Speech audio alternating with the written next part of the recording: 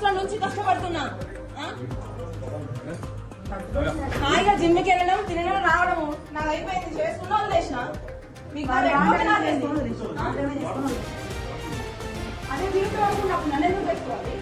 హాయిగా నా లైఫ్ లో నేను హాయిగా ఉన్నా. డాడీ షాప్ కి వెళ్తున్నా, హాయిగా ఉన్నా. Happy life.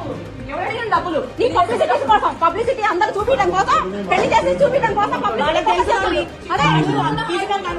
తెలుసు తెలిసి వాళ్ళ రాజకీయం కోసం చేసి రాజకీయం కోసం తెలవడం కోసం చేసింది. వదిలిపెడతామన్న ఉద్దేశంతోనే చేస్తుంది.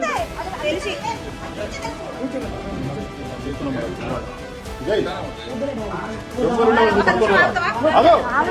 లేదు వీళ్ళు సంపుతారో ఏం చేస్తారో ఏదైనా కానీ సహకరించడమే ఇక్కడ ఇబ్బంది పట్టడం నేను ఏం చూద్దామా ఆయన అట నువ్వు తిండి లేకంట రాదట ఆయన నాకు భార్య కూడా పెరుగుతాడు పుణ్యం కదా పైకి వచ్చినట్టు ఎంత మంది నువ్వు నూటికి ఎంత వస్తుందంట? డబ్బుల కోసం వచ్చిందా మీరు? డబ్బుల కోసం రామాలా? అన్న అందరం ఉందాం.